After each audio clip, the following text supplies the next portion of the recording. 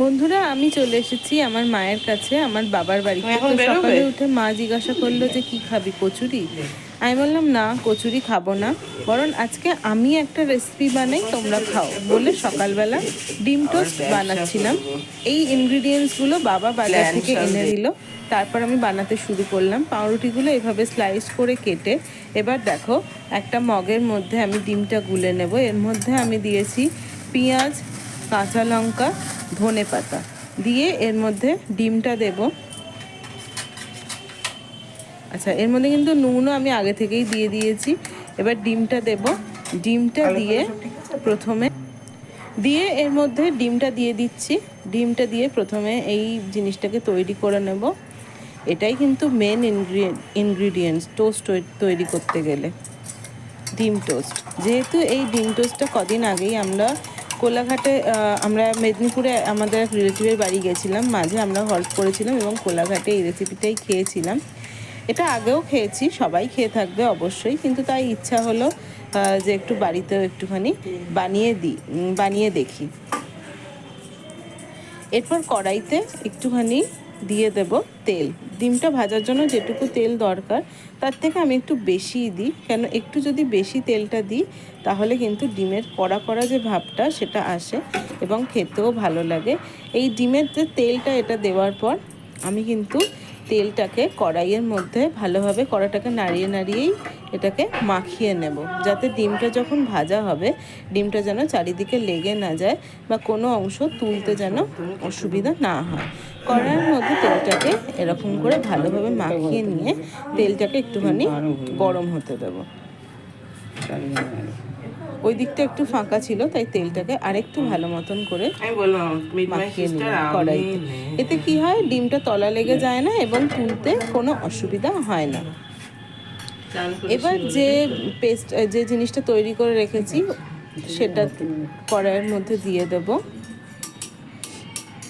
তেলটা একটু গরম হতে দিচ্ছি, কেন তেলটা গরম হলে ডিমের ফ্রাইটাও খুব তাড়াতাড়ি হয় এবং খেতেও ভালো হয়, কাঁচা তেলের কোনো গন্ধ থাকে না। তো চলো এবার যে ডিমের যে গোলাটা তৈরি করে রেখেছি ওটাকে দিয়ে দিই প্যানের মধ্যে। বলে দিই, এখানে কিন্তু ক্যামেরাম্যান ছিল আমার মাই পুরো ভিডিওটা করে দিয়েছে। আমার বাবা মা কিন্তু ভীষণ সাপোর্টিভ, যাই যখন করি তার জন্য যা যা হেল্প করার প্রয়োজন তারা অবশ্যই করে। তো দেখো এটাকে ঘুরিয়ে নিচ্ছি কড়ার মধ্যে ঘুরিয়ে নিয়ে এবার ডিমটাকে একটু হতে দেবো, ভালোভাবে চাড়িয়ে নিচ্ছি যাতে কোনো অংশ ফাঁকা না থাকে। এভাবে কিন্তু ডিমটা তুলতেও সুবিধা হয়।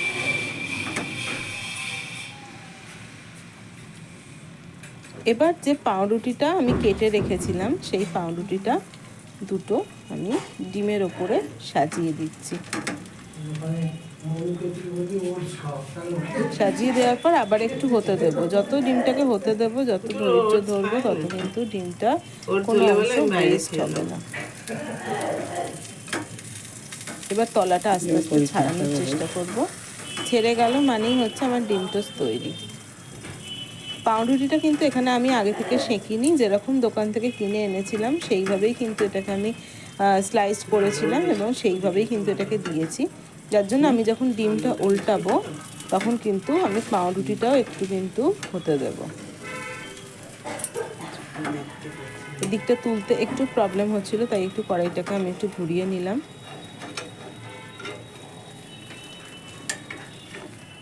এবার দেখো পুরো জিনিসটা তোলার চেষ্টা করছি। এটা কিন্তু একটা কঠিন কাজ।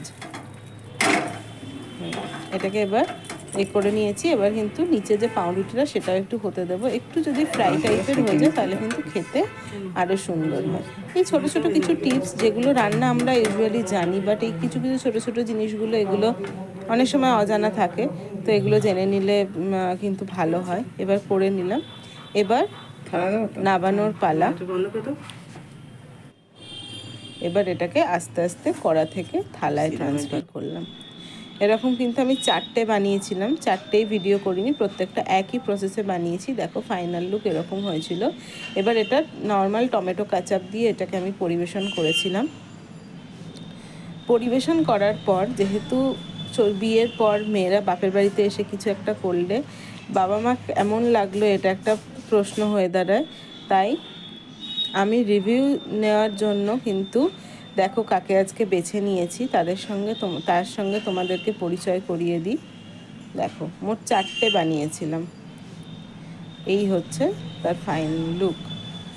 আলাপ করে নাও বন্ধুরা আমার মায়ের সাথে। দেখো মা করার পরে একজনের থেকে রিভিউ নিয়েছি। দেখো সে কি বলছে খেয়ে। কোলাঘাটে গিয়ে যেরকম খেয়েছিল ওরকম হয়েছে, একদম তার থেকেও ভালো, রেস্টুরেন্টের থেকেও ভালো। Thank you.